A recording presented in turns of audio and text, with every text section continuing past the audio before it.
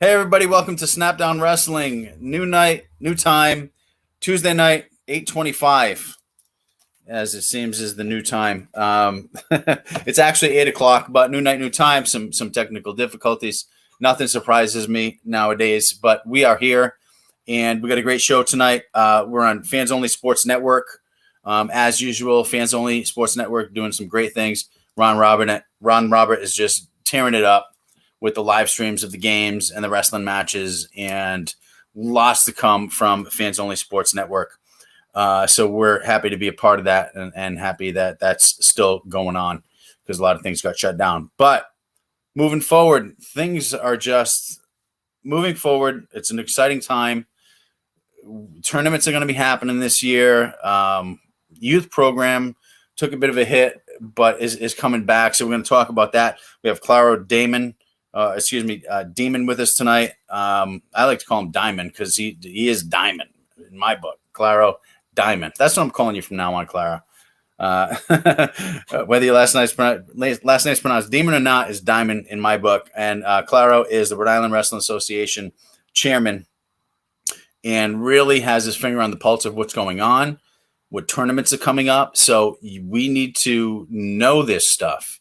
All right, if we're going to be on top of it and we're going to be wrestling at these different tournaments, not only in state throughout New England, but across the country, we need to know this information. All right, just because you don't know about it and say, I missed it, let's do it next year. No, you need to be on top of it.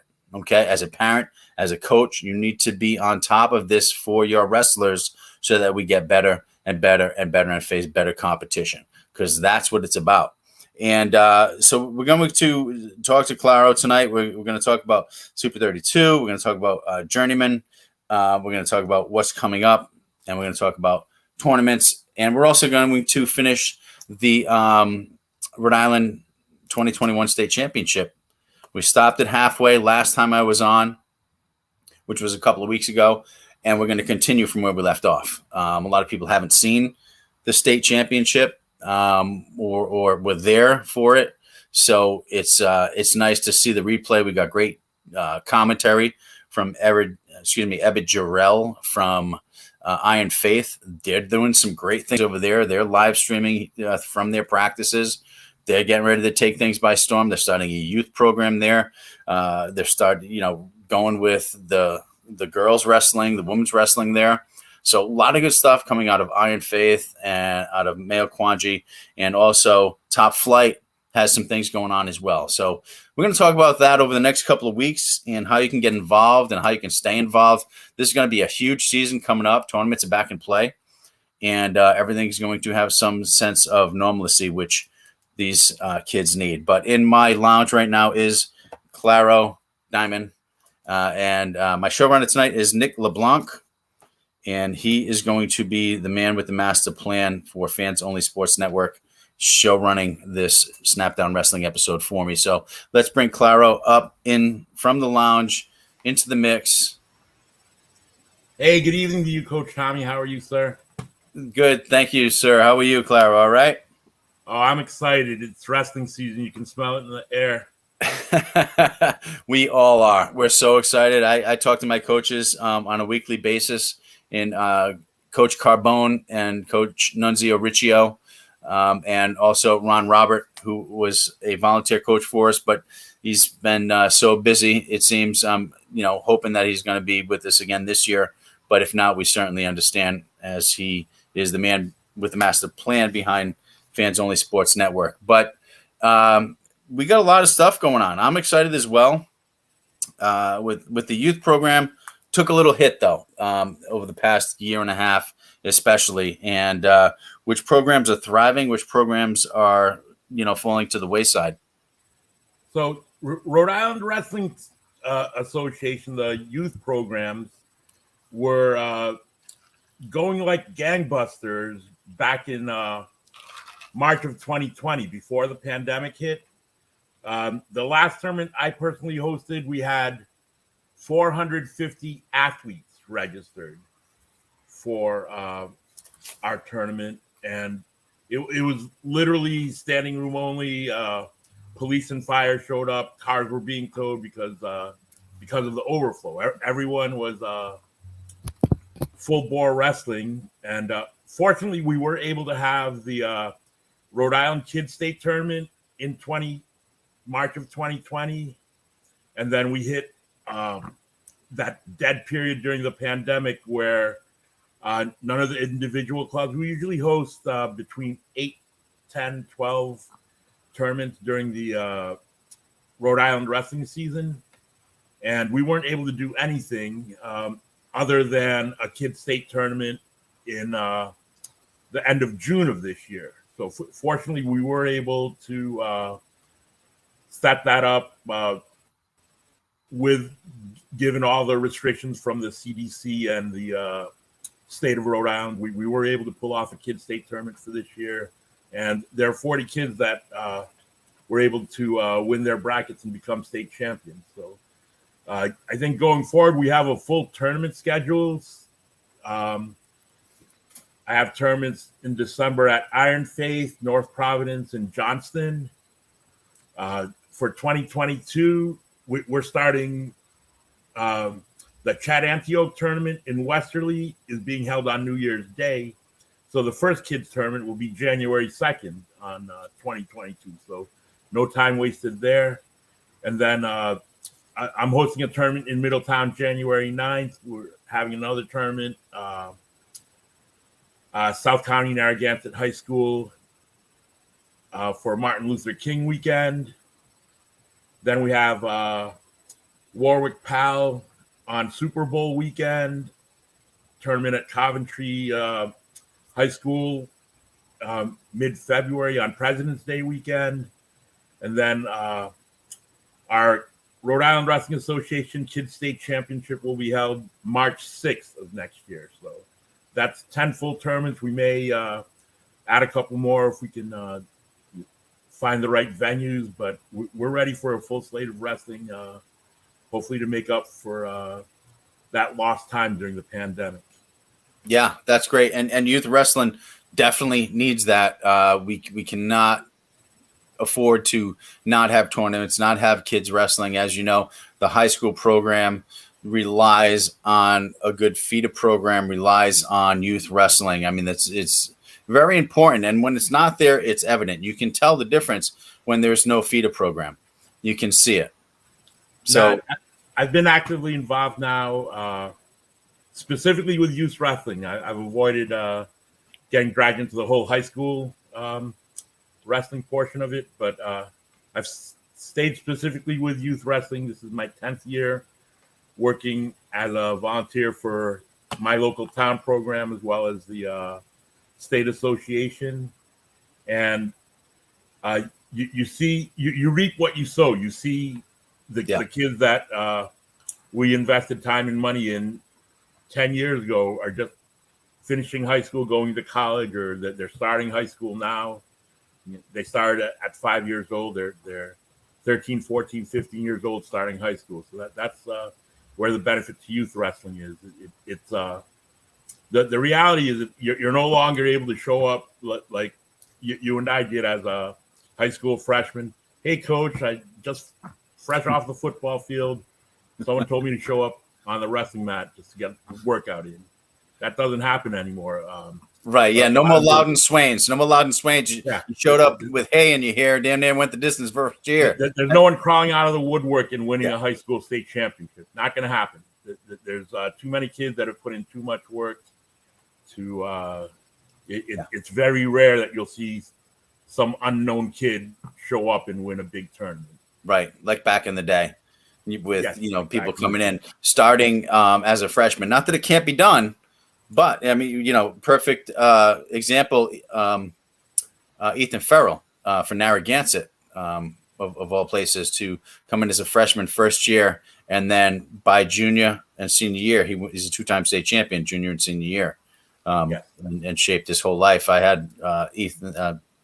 I had him on a show, and it shaped his whole life. And here he is with his construction landscaping company as well as the CEO of Sunset Farm. So, I mean, he did pretty well for himself and attributes wrestling to that. So just to give you an idea of how important it is, it really changes lives and really can shape your life for the better. But, the point is, and basically the whole premise of this episode and a title of this episode is Coming Back Full Force Youth Program. We got 10 tournaments coming up, and some more things on the way as well. So, and the big thing, and with Rhode Island wrestling, and I specifically try to stay local during the winter months, where my athletes and I won't travel outside of New England too much. We might go to Connecticut for a tournament, Massachusetts for a tournament. But during the cold, snowy months, November, December, January, February, 3 or 4 months, we're staying local. We're staying focused. We're attending the local events, supporting the local events, supporting the regional events. And then once the local season is over in March, that's when we travel. That's basically, everyone talks about making Rhode Island wrestling better, quote unquote. And the only way to do that, if the competition's not coming to you, you've got to come to them. And we are working on building some bigger tournaments in the near future. And by that, I mean a couple of years away, where we're going to have larger 1,000, 1,500, 2,000 athlete entries as a regional event. Yeah. I know 2025 is going to be a big year because D3 college nationals are being held here. And that's likely when we'll these things take a lot of planning. Yeah. We're definitely there. There's a lot going on in the background that we'll announce in the next year or two, but we will have some larger tournaments. And one of the reasons I'm so excited is October is traditionally when we kick off our wrestling season in Middletown for Middletown Youth Wrestling, where I am. So for the past 10 years, we've been going down to Greensboro, North Carolina, the Coliseum there, attending the Super 32 tournament. And that to me has always been the start of the actual wrestling season, because even though it's in the middle of a lot of kids are playing football, soccer, the fall sports season, that tournament has basically blown up from 20 years ago, back in 2000 when it first started. That they had, it was called the Super 32 because they maxed it out, 32-man bracket. And that's all they took, 14 weights, 32 men. And that they had maybe 400 kids in total, less than 500 kids. And now that Super 32 tournament, they still have the high school division. They have a women's division, a middle school, and an elementary school. And all told, between all divisions, they probably have close to 2,500 athletes or entries for a 2-day tournament, which is huge. I know people talk about Fargo and how they have 6,500 entries. But that's over 2 weeks. This is 2,400 athletes in 2 days. So, right. And the big thing about Super 32 is the talent there is what you see from the year-round club, the kids that have been putting in the work, the kids that you see all the one-name kids that end up wrestling Division I college because they were YouTube phenoms or what have you. And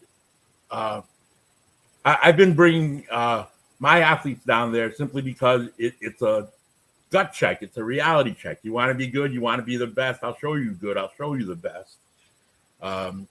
When you line up, your first match is going to be against a kid from Young Guns Wrestling Club in Pennsylvania. You beat that kid, you get Seabolt Wrestling in Iowa as your next match. So every match, you lose to the Pennsylvania kid. That's okay. We'll get you some kid from Ohio or New Jersey or Florida to wrestle. So, and these are serious kids, serious families. And I think over the past 10 years, I've seen most of those kids are now wrestling in college, wrestling on that NCAA level, the World Team Trial level, because they've done the work that everyone talks about, but no one else is willing to do. So I'm excited. We're 3 weeks away. 3 weeks away from the Super 32.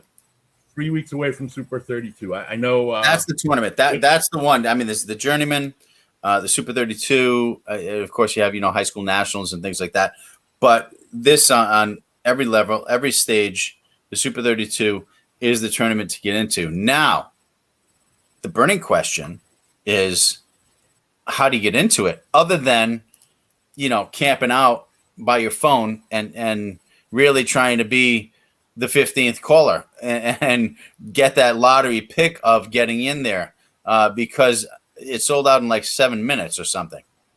So with Super 32, this tournament has gotten so big that they have qualifier terms. That they have prior to the pandemic, we were fortunate enough to have one.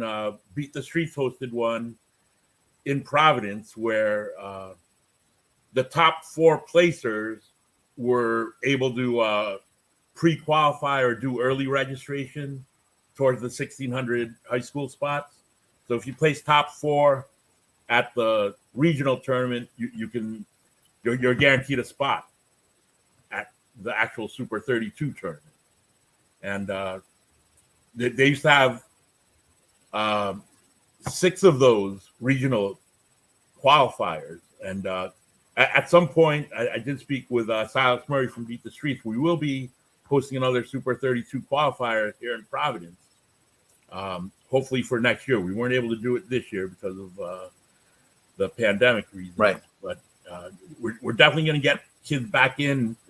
I'm definitely supporting that because it gives the kids the exposure they need. When you're wrestling at that level or that level of competition, there's only so many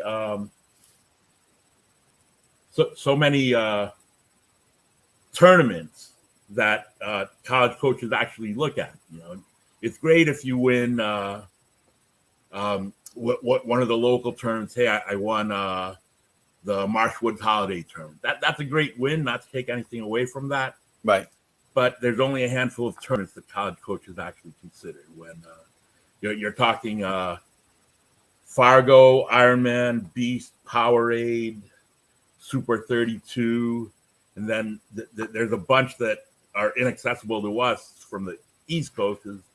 It's hard to pick up Christmas week and go out to California, go to Doc Buchanan or something like that. It's great to read about it, but it's basically a California tournament. I know there's that Cheesehead tournament in Wisconsin, which is, again, mostly Iowa, Wisconsin, Midwest kids, maybe a bunch of Illinois kids. You're a Vegas guy, so you know the Reno Tournament of Champions. That's another one that just isn't accessible to me as a New England coach or as a New England wrestler. It's just not happening. I'm not going to spend all my money and my entire season focusing on a tournament in Reno, Nevada.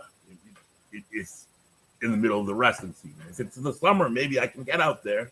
Sure. But it's a lot of work to get there, get back to maybe go 0-2 or maybe go 3-2 or, gosh forbid, win the whole thing. But it's still a lot of work to get out there. So. Absolutely. Well said. And for those of you listening, what Claro just rolled off, the tournaments that matter. I mean, these are the tournaments that you need to be preparing for. These are the tournaments that you need to be getting into.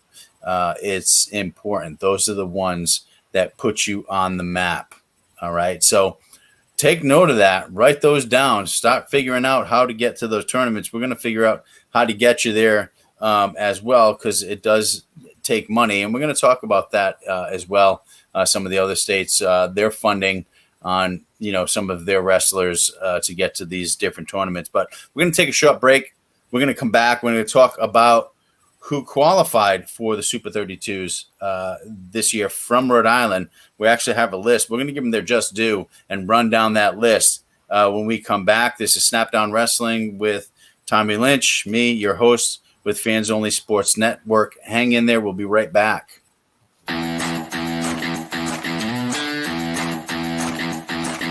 Lynch sets back. Pass complete to Fernandez, and he's going to pick up about 6. He gets through 2 defenders.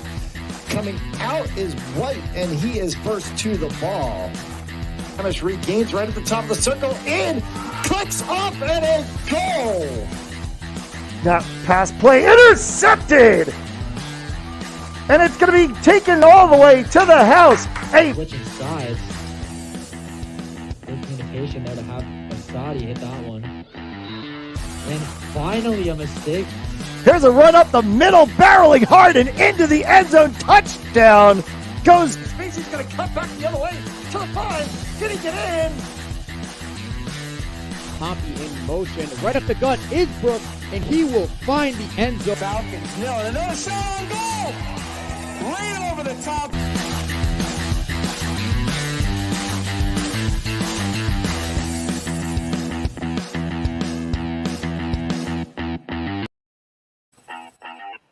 All right, welcome back to Snapdown Wrestling with Tommy Lynch. Tonight we have Claro Dimen. He's the Rhode Island Wrestling Association chairman, and just a wealth of knowledge and information, and puts a lot into the program, and just amazing. Fans Only Sports Network is the producer of the show tonight. Tonight we have Nick LeBlanc, who's our showrunner, and we're back with myself and Claro Dimen, and talking about the Super 32. Before we get into that list, the Journeyman just happened last weekend, and we sent some people there, but we had one that was the standout, our finalist, our heavyweight from Bishop Hendricken, Adolfo Bediger. Let's talk about him for a second. So there were a handful of Rhode Island-based athletes that competed at the Journeyman tournament, which is usually held in New York State, but this year, and a lot of events are being held here. It's being held at Spooky Nook in Manheim, Pennsylvania, which, if you've never been there, it's similar to an airplane hangar. It's probably 1 million square feet of warehouse, and the facility itself has, I think they hold 24 wrestling mats, and it's not even the largest. They'll have an event with 24 wrestling mats, 1,500 wrestlers, and that'll be the smallest event there that weekend, because during the same time they'll have a field hockey tournament, softball tournament, a basketball tournament, all ongoing under this 1 million square foot. Just a crazy concept that works. It's crazy. Yeah. 10 miles from the middle of anywhere, and standing room only once you're inside the building, with crazy sports parents, not just from wrestling, but from every other sport. Nice.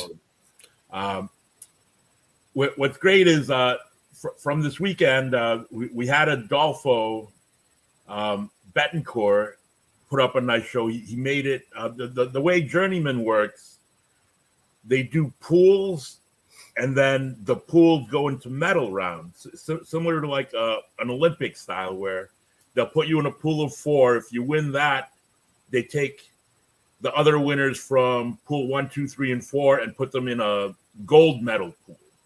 And the winners there are the actual 1, 2, 3, and 4 place. So Adolfo was able to win his initial pool of 4, made it to the finals in the gold medal pool. And the matches I watched online, he was looking a lot leaner, a lot quicker, a lot faster than he's been in the past. And I'm just amazed at the growth of Adolfo as an athlete, because I've known him probably 8 years now, and he was a pudgy little kid who grew into the sport. Literally, he turned all his baby fat, for lack of a better word, into man muscle, and he's just doing great things. He's starting to get noticed. He's made honorable mention on Flow Wrestling for his weight class, which is usually dominated by that heavyweight class. Is 285 max, and of the top 20 kids, most of them are, I'd say half of them are legit Division I football prospects, and the other 10 are full-time wrestling kids who are 285 after a weight cut. So just imagine how big these boys are. For sure, yeah. But I mean, he is no stranger to dealing with big boys. I mean, as a freshman, he was a heavyweight. Okay, yes. Dolfo, and he damn near went the distance as a heavyweight, placing third in the heavyweight division as a freshman. It's almost unheard of. First off, okay, so he placed third there. He ends up beating, as a sophomore, Edison Guacris, who in and of himself was a 2-time state champion, 3-time finalist. All right, and then last year, winning again his second state championship over who was it from Ponteganza, Anthony Botello Robeshaw in the finals last year, making a 2-time state champion, 3-time finalist, going for his third, being a senior this year, but now coming to the Super 32 and coming out a finalist. I think he's got bigger things ahead of him than the Rhode Island State Championship, although anything can happen, but he is looking very good. Now, my question to you is, I have seen him. I have seen his size. He's been a heavyweight, from a freshman, but now he, could possibly make the 220 weight class from what I'm seeing of him. I mean, do you think that's where he's going to be, or do you still see him carrying on? I was fortunate enough to watch Adolfo train a lot over the summer, and he was right in between 225, 230, 235 range. So dropping down is an option, but it's highly unlikely because there's no reason for it. He needs the competition at the heavier weights. If he wants to be competitive on the college level, he needs to he basically bulked down and lost the baby fat from freshman year. You look into him going into senior year, they're two different athletes altogether. It's not the same kid. He's the levels he's jumped athletically and physically are what the sport's about. You'd never, if you had shown me his picture as a middle school 6th grader, first time on the mat for Beat the Streets, and you look at this kid now as a 2-time state champ, New England champ. It's two different bodies, basically. Based, so yeah. He's put in the work. He's put in a lot of work that no one's seen. He's the type of kid that the coaches look for. He'll for sure practice on any wrestling mat that'll let him on the wrestling mat. He's not he's not a club hopper. He's not a club shopper. He takes the coaching. He takes the coaching well, and his loyalties are right. Just a solid all around kid. Great family. Great future in the sport if he decides to go that route, or if he decides to go the football route, especially after seeing what Quiddy Pay got for a payday. I'd do the football route too for $7 million, right? No brainer there. But he'll be exciting to watch for senior year, and who knows whether we might get him to do a prep year next year, post grad, and go that route, or go straight to Division I. Yeah, and do a redshirt freshman year that way. He definitely certainly can do it, and he's got the eyes on him from the different colleges across the country for sure. And being a finalist in Super 32 is one of the things that's going to help that as a junior. It seems everything he's playing, the right cards, he's making the right moves, he's placing in the right tournaments when he should. He's definitely got a bright future ahead of him. Love the kid. Look forward to seeing him. And he's been on the show before. He's a great role model, great athlete, and just a super person all around. Now, that's the journeyman. Now, talking about the Super 32, we have quite a few guys that have qualified for that and that have made that. If you have a list, would you like to give them their just due? Just run down that list. Sure. Basically, for Super 32 this year, because there weren't as many regional events, they used other qualifiers to let you pre-qualify or do early registration. And some of those qualifiers were either winning your state championship or placing top 4, or winning or placing at Fargo, winning or placing previously at Super 32. And Rhode Island, we ended up with 15 athletes total getting entered into the tournament. And I'm going down the list. I'll read the state champions off first, just so they get that.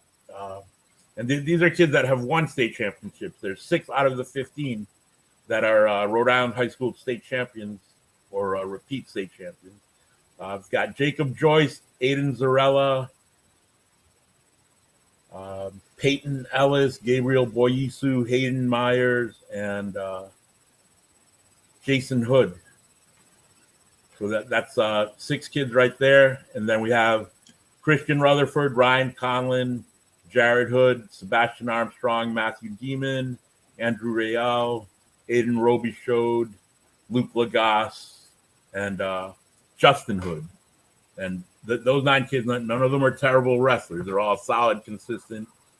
So one of the things I really like about Super 32 is it's an October tournament, so it sets the tone for the rest of the season. And I know I've been going down there for the past decade, so I've gotten to experience that.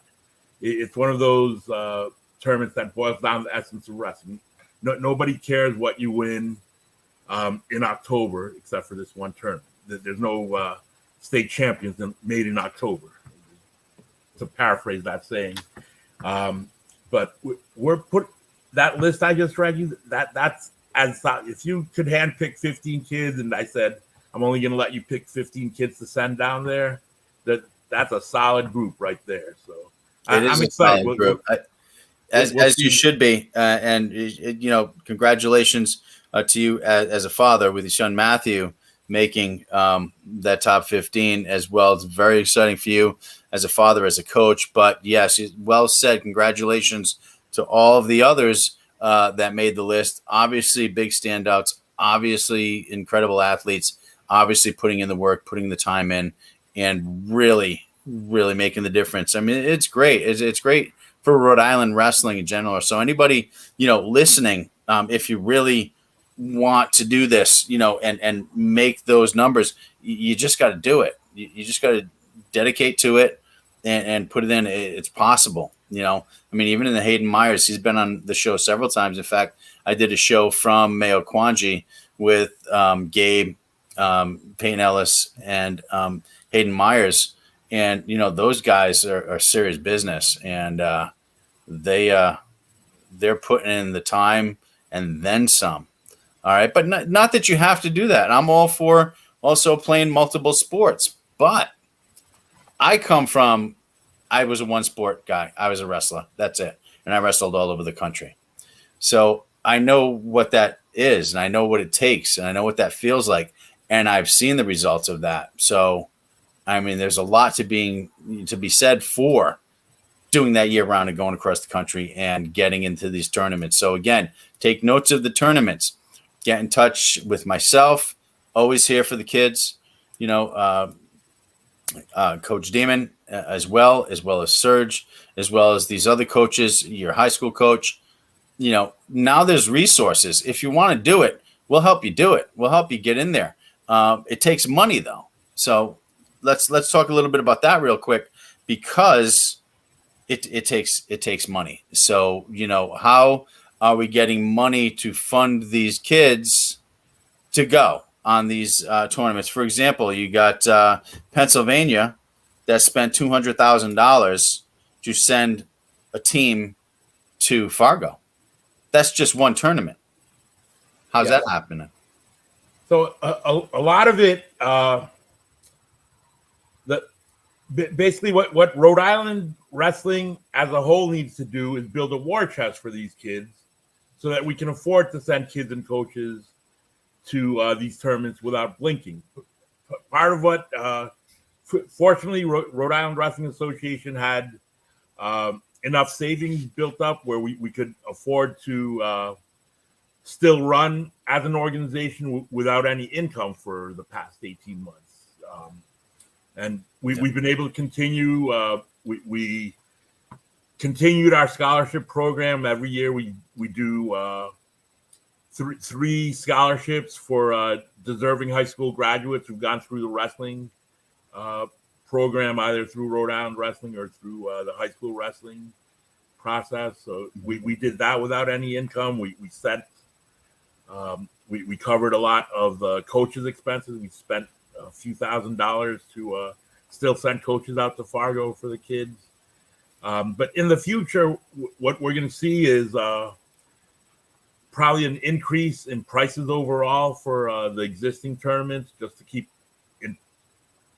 pace with everything else that's going on. Everything's gone up in price, especially around the country. The tournaments that used to be $25 are now $50. You travel anywhere. I know the regional events for USA Wrestling, it used to be $40 and $50 entry fees. Now they're $75. It is what it is. You take your kid to a jiu-jitsu tournament, it's $100 entry fee. Right. Parents are signing up without blinking. So that's one way about it. Another thing I just saw, and my town specifically, a lot of towns are receiving funding from President Biden and the American Rescue Plan. So I'm putting in, as a nonprofit organization, I'm certainly submitting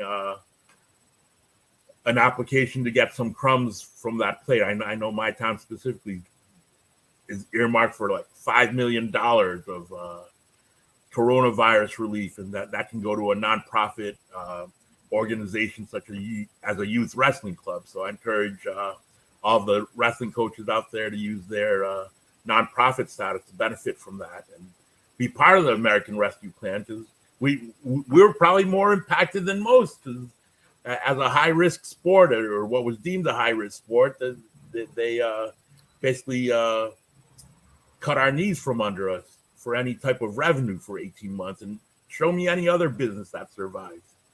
And so we've certainly struggled, but I'm looking forward to building a war chest, and hopefully 5 and 10 years from now, when we're sending kids to these big regional and national events, we're sending them with the best coaches, and the money's an afterthought. It's one less excuse for the success these kids deserve, especially Sure. if, like you mentioned, that they're kids doing the work and doing more work than the work they're supposed to do, and then more work on top of that.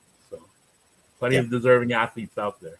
Yeah, and they deserve the opportunity, and money should be the afterthought. And it shouldn't fall on the parents. It's on the Wrestling Association to take these kids from their respective states to compete at that level. And certainly Rhode Island lately has earned that right with the quality of wrestlers coming out of Rhode Island. I mean, we are a force to be reckoned with, and they deserve the opportunity to be able to compete on those stages and on those levels.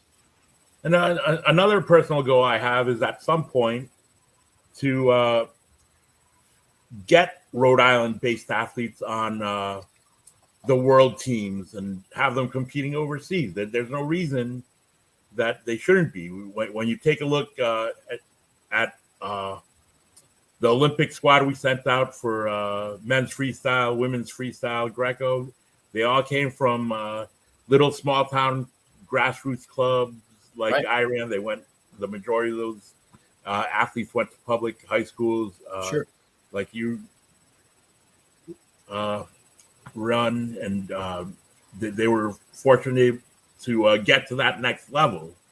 And it's a big jump to go from Pee Wee wrestling, to middle school wrestling, to high school wrestling, to college wrestling, to that senior level Olympic trial world team wrestling level. And at some point, it would pain me to see an athlete from Rhode Island not be able to compete at that level if they have the talent and the willingness to do so. So, right. And dedicated coaches that afford them the opportunity, like yourself, like George, I've committed to getting rid of the excuses that these athletes have, that there's no reason they can't be out there, especially I think the big change in attitude is you don't have to be from Iowa to be good at wrestling. You don't have to be from Pennsylvania to be good at wrestling. Certainly not to take anything away from those states. They're well known and well deserved, but there's a lot of other. It shouldn't be a surprise when Rhode Island kids place at Fargo. That's the expectation. And New England wrestling as a whole has been growing. It's going to continue to grow, and I think it's one of the underserved, under-recruited areas, and it's starting. I can see I can see the roots sprouting now, and ideally 5 and 10 years from now, we have those Olympic level athletes coming from this area. Agreed 100%. Well said. And lots of stuff going on, guys. Real exciting stuff. We're excited as coaches, youth organizations, travel teams. All this stuff is really exciting, and it's going to take Rhode Island to the next level. And it's an important vehicle to get those athletes to the Division I schools, to the Olympic trials, to the Olympic teams, because we can do it. Absolutely, 100%, Claro. No doubt in my mind as well. We're going to take a short break. For now, we're going to come back.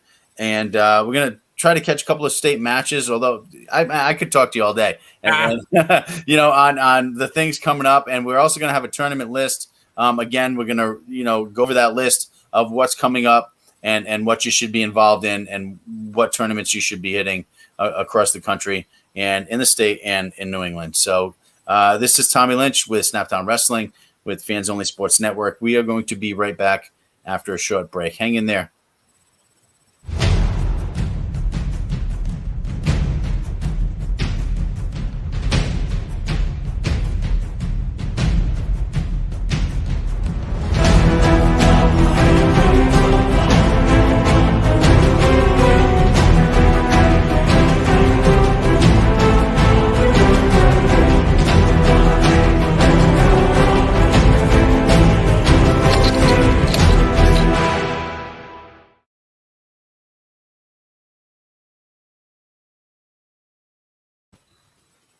All right, and we're back with Snapdown Wrestling.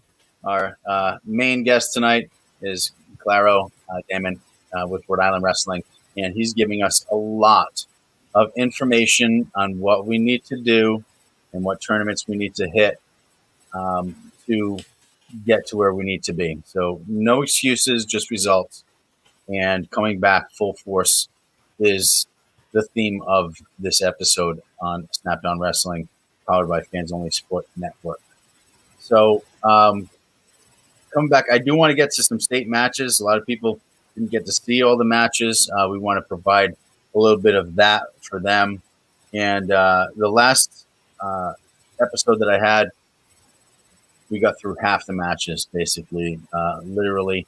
And we left off with the 145-pound weight class on that. So just to recap who's who and who did what, basically it was Peyton Ellis at 106 as our champion, and runner-up Ryan Conlon from LaSalle.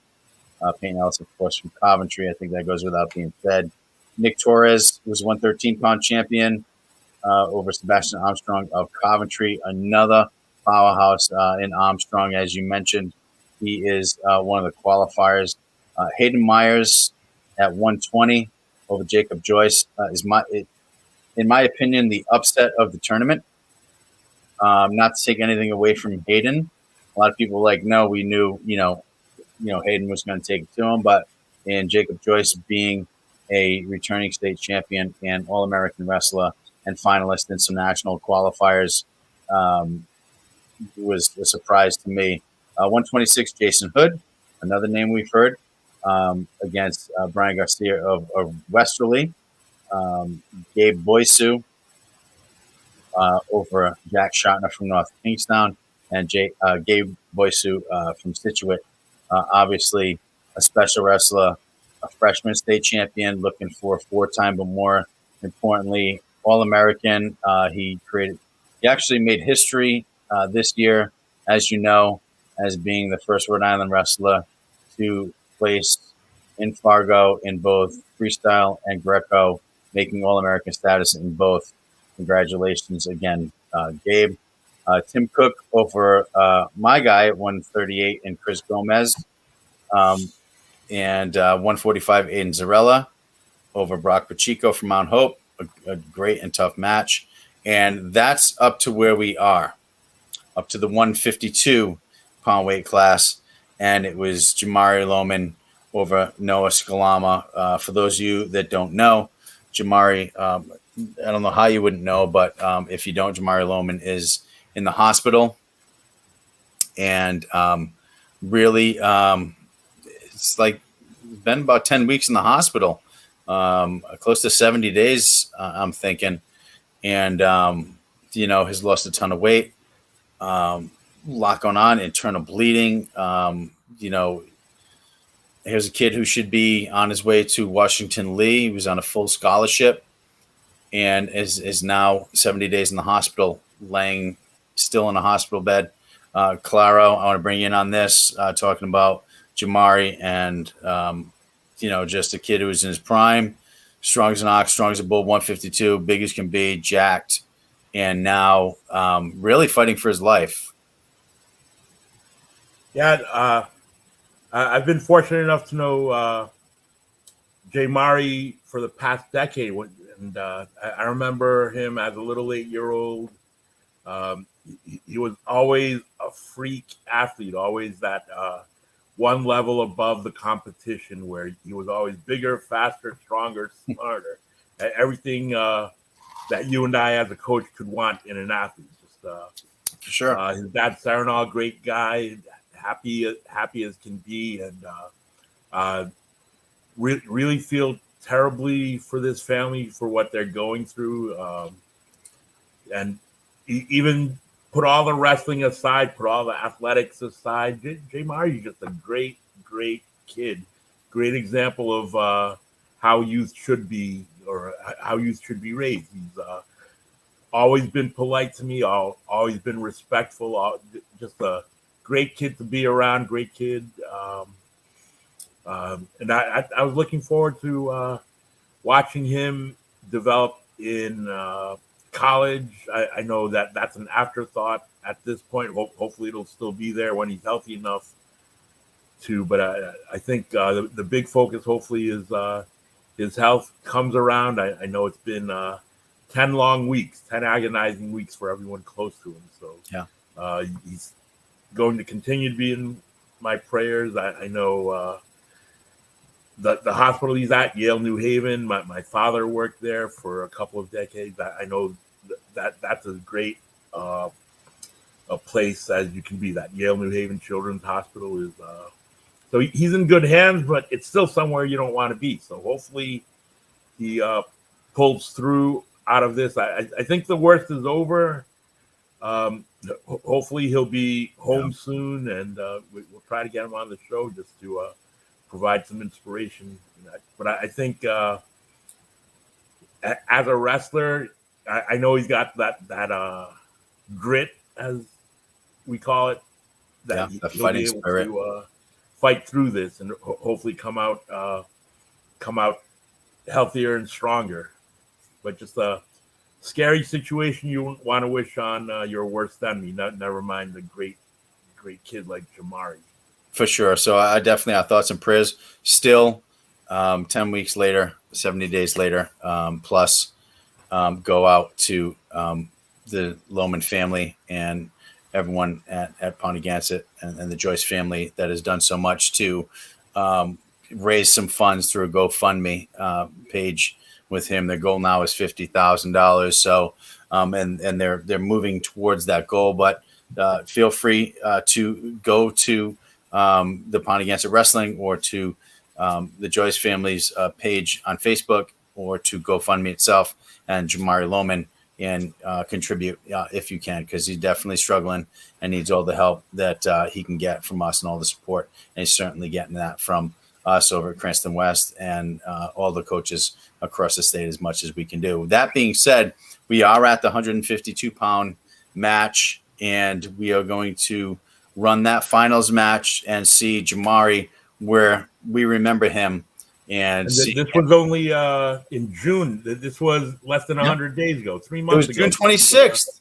Jamari Claro. had his peak at his time. Now he's still in the hospital. So and has lost a significant amount of weight. He's 120 pounds right now. So I mean, that's 32 pounds. Hopefully, people keep contributing to that GoFundMe, because if anyone is deserving of any type of it's not really charity. It's someone that this is our wrestling family. This is someone that we've watched grow up and someone make it to that top level. So let's hit that goal.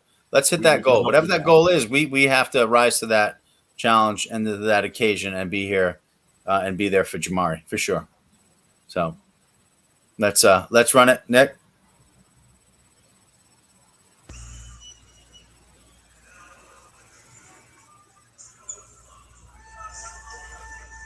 Another Pontigansa guy. Great program they got going on there.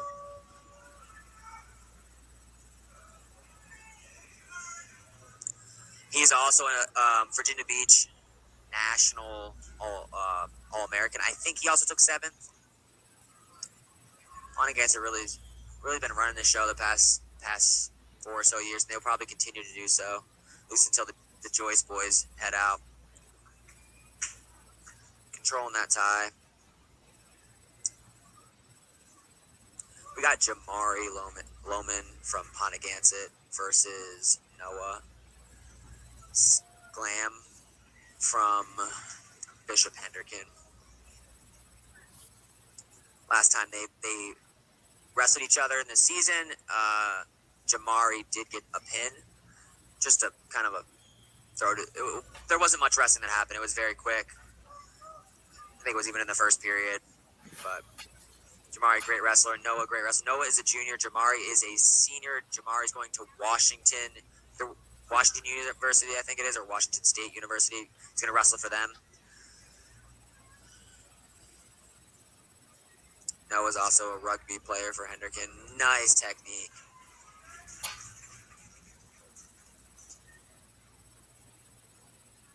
Good right, got that wrist. Noah's job right now, again, anytime he's got a wrist, you got to get that wrist free. That is the number one priority.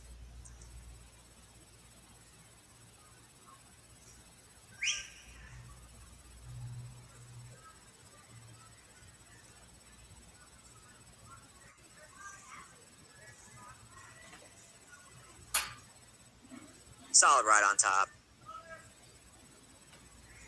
So that's the one thing that Pontigansa is doing. They're not only are they getting great wrestlers, they are all doing great academics-wise. Because Mike Joyce is a teacher, he is making sure they get the good grades at the school, and they're all going to great colleges. You know, that's really the main thing with, wrestling in the first place. It's an opportunity to get your guy to a college, maybe a scholarship, help him better himself through that.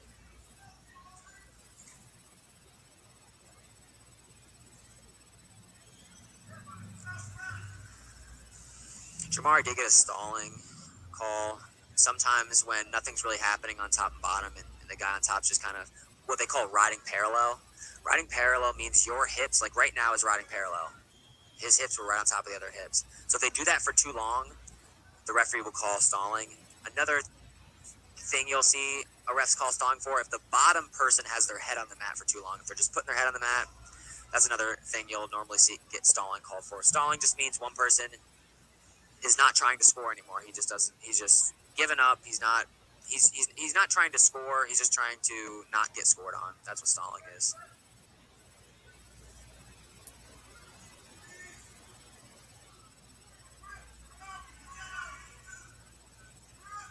Good job staying on top. This is exactly what I was talking about earlier. That was a great job by Jamari. He stayed low. He made sure that Noah could not reduce or anything like that. Nice fake by Noah, but Jamari did a great job by down blocking that. Jamari's not really giving Noah an opportunity to get those shots off. Noah has a great double leg takedown, in their match. He almost got that takedown on him. So, nice snap down. Cradle. It's probably going to be over right now. Pressuring in. Has him on his back. Getting the back points. Looking for the pin.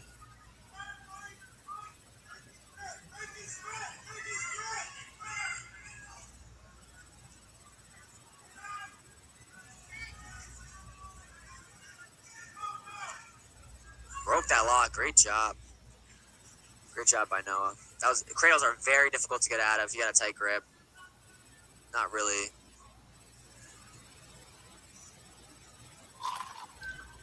Not much shot of getting out of it, but if you're strong, you can make it happen.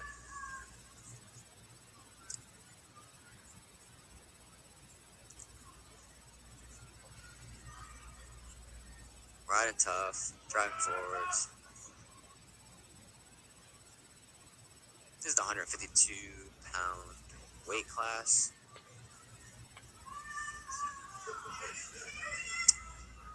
Let's see what the team scores are. I think Mount Hope might have it in the bag, but again, they don't really have many people here. They had the one guy earlier, Brock, who just lost his match. They do have another one coming up, Corey Grifka, who is a two-time state champ, at least a one-time state champ.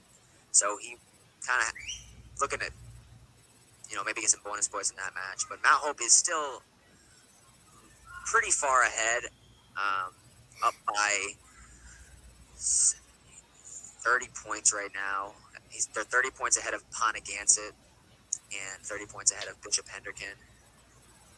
Ponagansett has 3 people in the finals left. Jamari, one of them.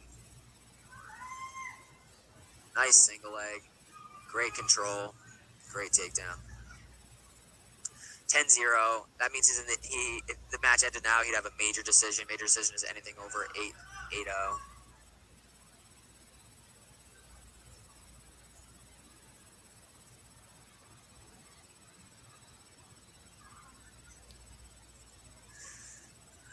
He's doing similar to what Tim was doing, which is from his team, putting that arm on the back. That's what I would do. I'd base up when somebody puts arm on the back. They call it a hammer lock, some people, when they put the arm on the back. Like that. Noah's trying to get up. Nothing. Grabbing that wrist control, driving forwards.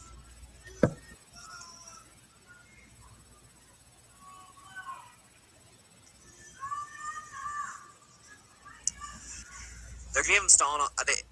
You have some people yelling stalling. I don't really see it yet. Just go to action. Because Noah needs to continue to be trying to get up if they're going to give Jamar another stalling. Yep, nice turn. Hold him there. That's some backs. Let's see what they give him. He still has the wrist, so the ref showing 2 but not giving the back points.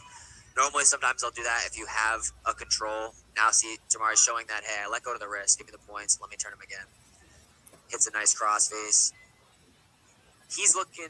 There's 7 seconds left. He can try and do one more turn for 3 points, but it looks like it's going to end like that.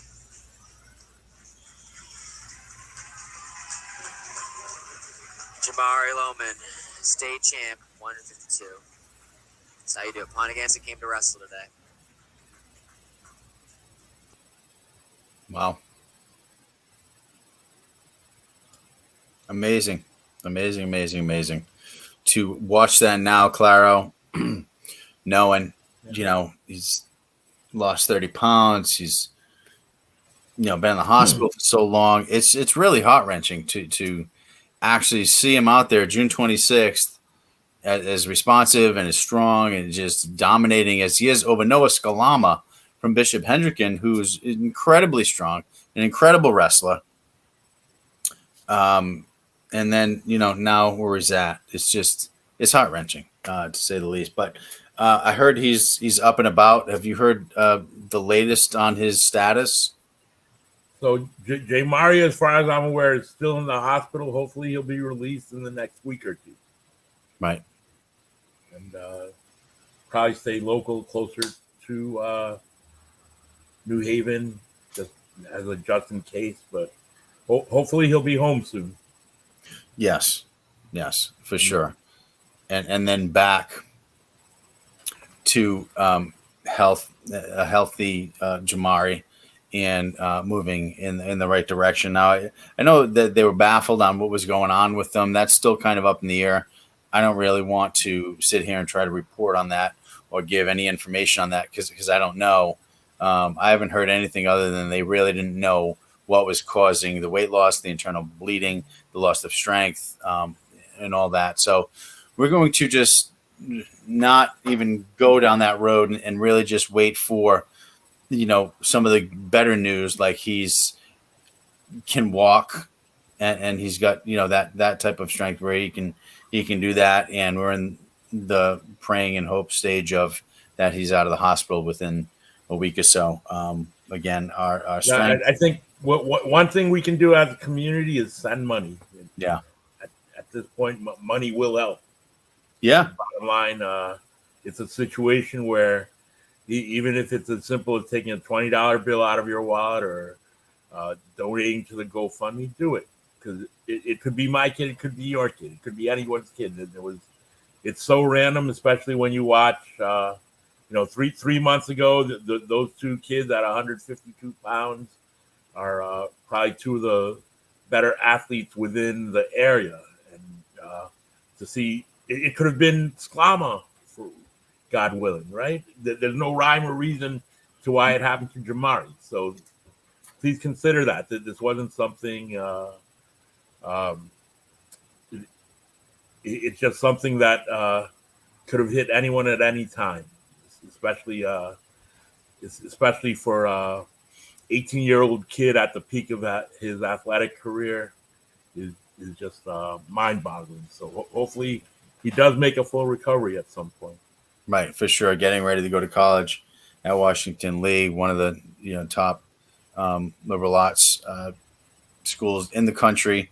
Full ride. I don't know if he still has that on the table, or if they pulled it. Hopefully they didn't. But at some point he can get back to furthering his education. Sports are great and wonderful, even professional sports. But they always say, even the pro athletes in the NFL say that you can get injured at any time. So make sure that you get your degree, so at least you have that in your back pocket, so that if that falls through, at least you have your degree. And in his case, was paid for and a full ride. So again, let's all try to contribute and make sure that he gets as much support from the Rhode Island wrestling community and New England wrestling community as possible. Our thoughts and prayers out to Jamari Lohman and the Lohman family and Pontigansett. So let's try to get in a couple more matches before we have to go off air. And we're going to move to 160 in Aiden Faria, a two-time state champion, against Nicholas Bacala from Pontigansett. So if we can pull that match up and see how that goes, and then come back and talk a little bit about the 160-pound state finals. Another Pontigansett guy up, but he's got a great opponent in Aiden Faria. Aiden Faria is going to Kent State, a Division I college in Ohio, as well as a teammate who was injured, not able to wrestle, Mason Lynch. Cumberland coach Colin Smith is doing a great job with that program. He is also head coach at Blackstone Wrestling. So most of his Cumberland guys wrestle there. Mm-hmm.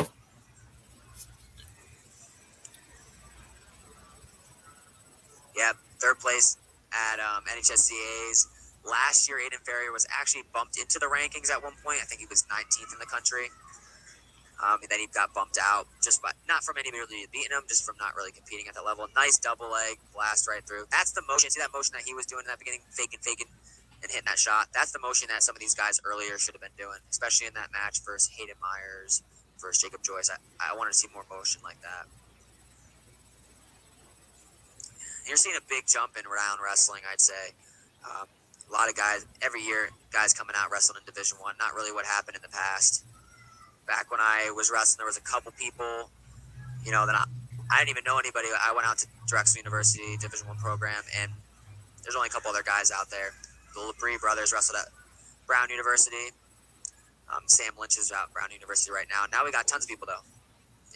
we've got 10 or so guys in Division One right now, and more going to Division One in this upcoming year. But yeah, Hayden Faria going to Kent State, really controlling the match, being dominant, nice pullback. Done, pin, Hayden Faria, state champ, 160 pounds. Wow. Nice. Faria, he's all business, always has been.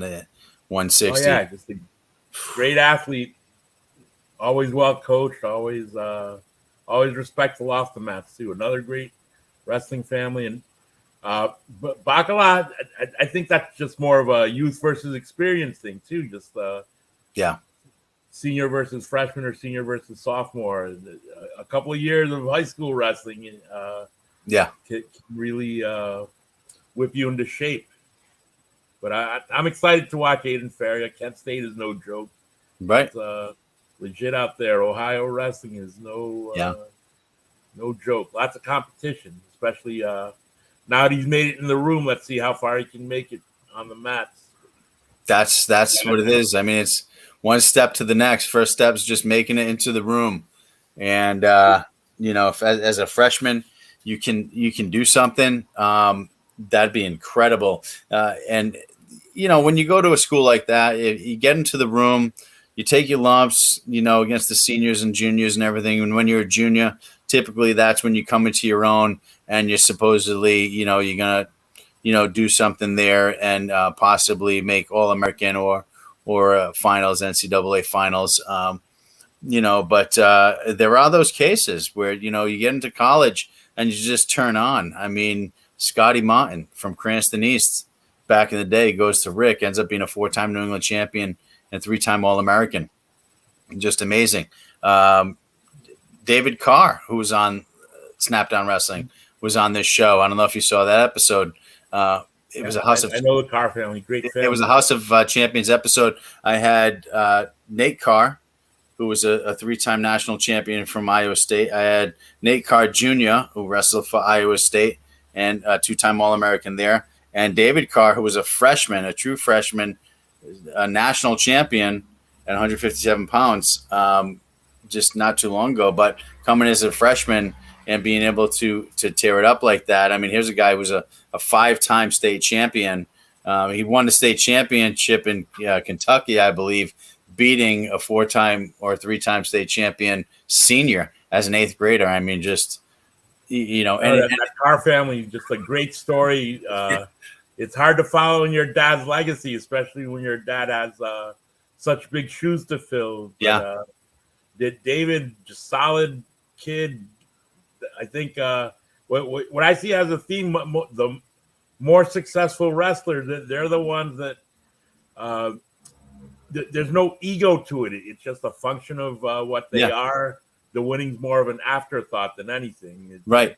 Yeah. Yeah, I'm an NCAA champion, but right. And here he comes and handling it in style. I'm glad he got to get his freshman year and gain a national championship and be able to, at this point, if he keeps going, surpass his father, which is, all that Nate really wants anyway. But just an amazing family. Nate called me the next day after that show. We spoke for 40 minutes, and it's just great to be kind of a part of that with him and hear some of his stories. And he comes from a family of like 17 or something. It was just amazing. And his brothers wrestled, but he really shined. And David is looking to step up and be that next person. So I'm going to be keeping eyes on him.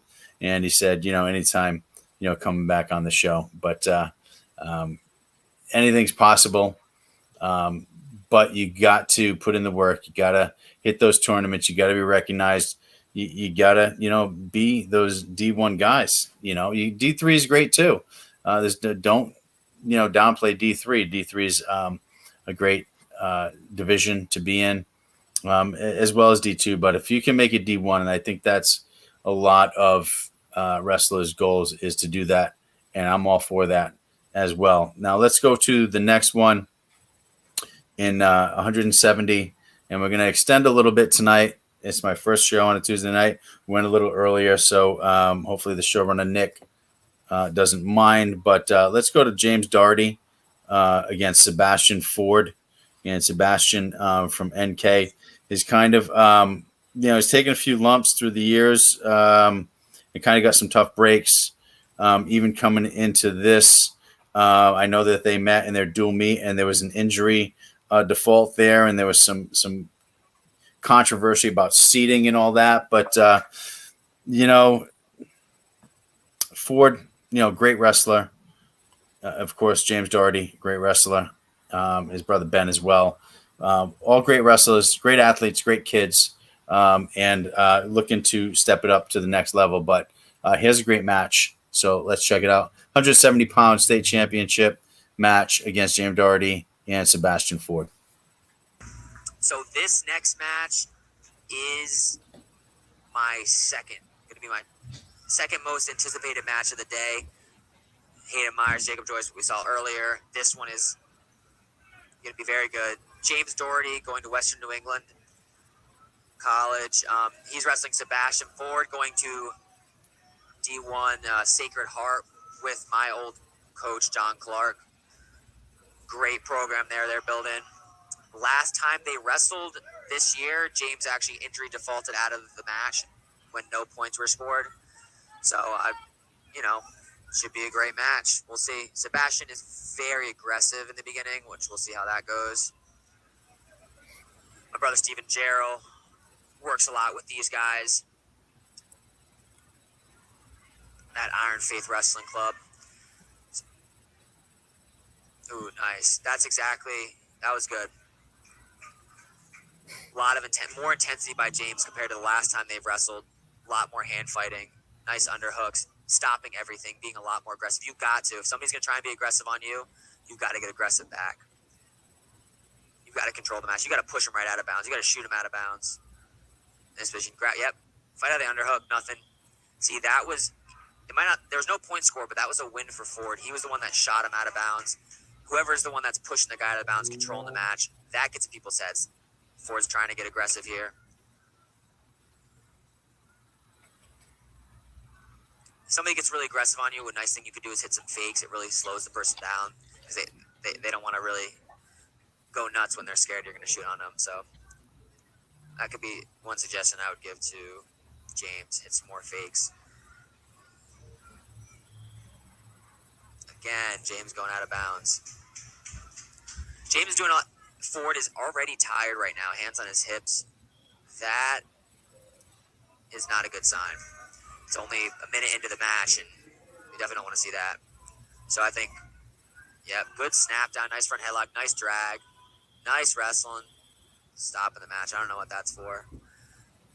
They're giving 1 point to James because Ford grabbed the headgear. Anytime you grab the headgear, grab a singlet, they will give a point to the other opponent for technical violation. A couple things like that. Yeah, again, like I was saying, NK Wrestling, man, they are really bringing it up this year. A couple guys in the finals, doing great.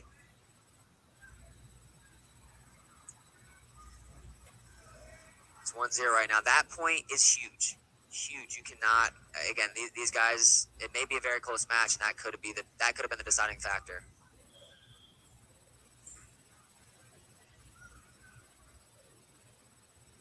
It's normally not a fluke thing too. I mean, you don't really see that often. It's like, I always think it's somewhat intentional if somebody does it, but I don't really know. It doesn't really matter. Nice club though. It's okay to be aggressive. If he hits a little harder, that may be called. Nice pushing him back into bounds there. That's not what we want to see. James is tapping his head. That means that even though if he's getting hurt, you don't want to be the one complaining. You don't want to be the one complaining to the ref because, that means they're kind of getting in your head. Just fight back, fight harder. Yeah, you're going to get banged. You're going to get hurt. It's okay. We saw that earlier with Ford, though. Ford was going to have my elbow hurts, all this stuff. Hey, there's nothing you can do. The ref's not going to help you at this point. Unless it's an illegal move, the ref won't help you. There's no time to complain. Don't look at the coaches. Just go back, hit him in the head, hit him harder, take him down. James is doing a great job of just controlling the match. Nice. Nothing.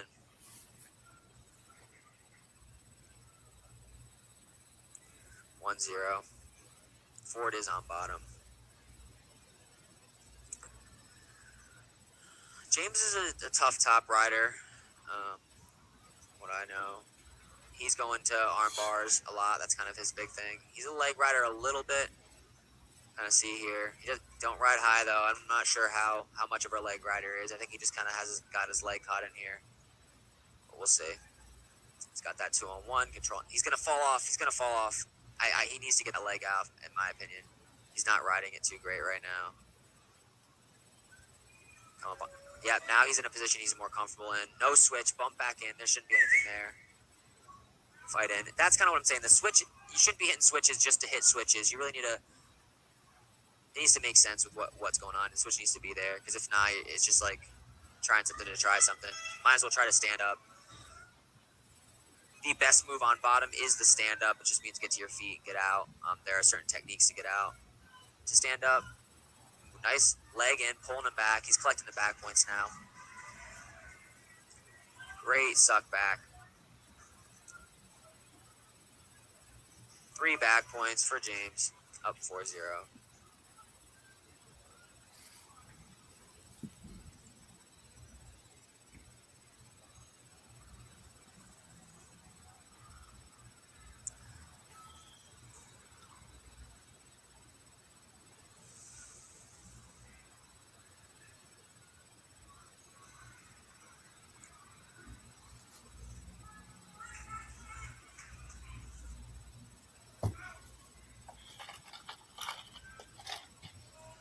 Oh, that's the switch. That's time when a switch could have been there. That was good. Now he's got to scooch backwards. Don't worry about the leg too much. James is doing a great job keeping his hips behind him. It's very common for people to grab the leg like the way Ford has it when somebody tries to throw a leg in. But all that does is it seatbelts the wrestler. You do not want to grab a leg and pull it across your body. I wouldn't go power half. I was James. If you can throw the leg in deeper. Sometimes the power half makes you fall off the body too much. You need to scooch backwards. Stay behind the hips. Finish off the period. 5 seconds left. Don't do anything dumb right now. Good. Got the ride out. James is going bottom. Not sure really what Ford's got on top. I've seen Ford hit some cradles, so I'd be aware of that. They are doing a neutral. Hey, Ford thinks he's got an opportunity in neutral. He did have a great single leg shot in their last match. James is very difficult to take down, but hey, that whole first period, there wasn't much happen. There wasn't many shots. It was pushing. Yeah, they pushed each other out of bounds a couple times, but there wasn't many leg attacks. So somebody's got to snap off of these things. Get to a tie you like to be in and hit a shot. Hand fight harder. They're not really hand fighting. They're just squeezing each other. Ford does have an underhook now. Means he can try a throw. Nothing, though. Back out of bounds. It's 5-0 right now, so very common problem people have is they're down by a lot of points in the third period and they wait too long to try to score. Ford needs, if he really wants to win, he's got to take James down now, like in the next 15 seconds. He can always go for a throw and could pin him, could do something like that. You don't want to leave it up to that. You need to go now. You need to go again. Quick setups to quick shots. Yep, quick setups to quick shots. Needs to go. As you can see, he has not taken really a shot attempt yet, and that's what's going to cause him. And James should not go upper body unless he's really, because he should just control the match. There's no need to hit a throw. I mean, you could if you really wanted to, but you're up 5-0. Good. So they gave Sebastian a stalling, which is fine. It's like, hey, he hasn't really hit a shot attack. That's what I'm saying. You're down 5-0, and this whole first minute, you really didn't take one attack. You've hand fight. Like, what is hand fighting? Hand fighting is not going to give you a point. What James needs to do is do exactly what he's doing, hand fight. If you're up by points, you can just hand fight and stay in the center and push the guy out of bounds. But you're down by points, you need to get a good setup, hit that shot. You need to be offensive. Hit your best shot. Hit your best shot now.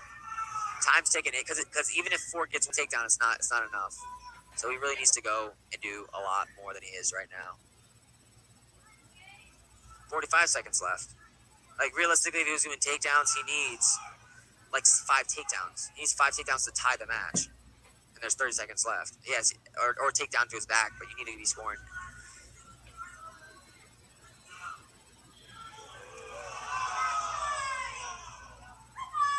That was definitely, I would give that something illegal, some potential, but they're not going to. They didn't really see it, but that was definitely a little too much.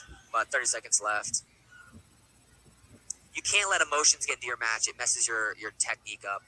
You can be aggressive, but your aggressive should be towards your technique. You never get angry at your opponent. You just you get intense. You can be intense, but you can't get angry. He's getting angry. Even a stalling doesn't really matter. It's 10 seconds left. But see, James is controlling the center, which was a great job way to finish it off. 1 second left. Time.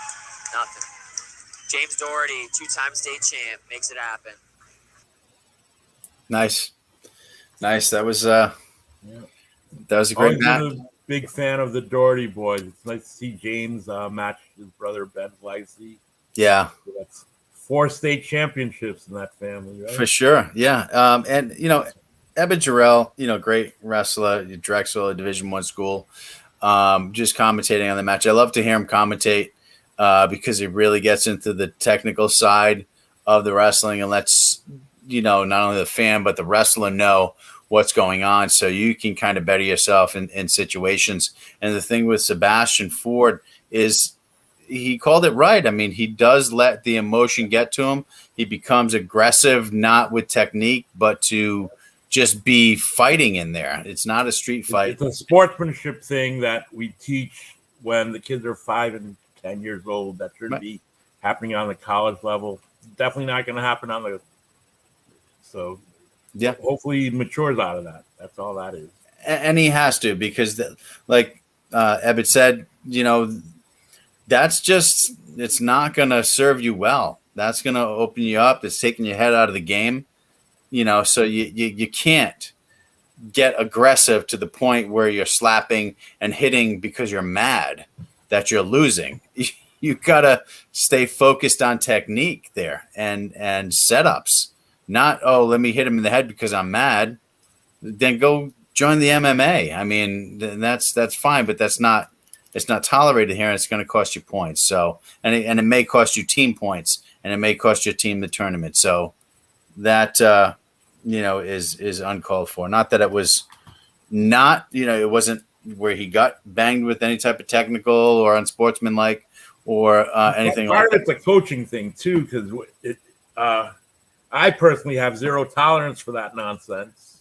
Right. And I know Charaho, Scott Merritt's a solid coach.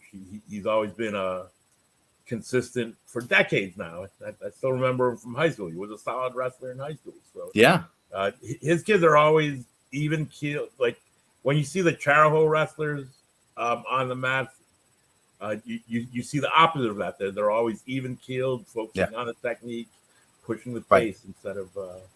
But North Kingstown's come a long way for sure. With Dave taking someone.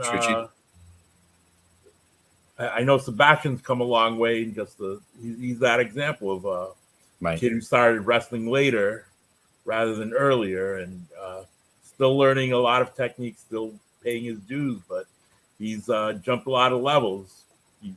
Just to make it to the state finals from not wrestling as a youth is huge.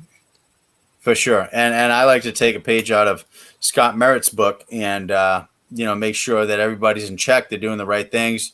They're keeping their head about themselves throughout the match, coaches as well. And you know what? I mean, Cranston West, we won the Sportsmanship Award this year.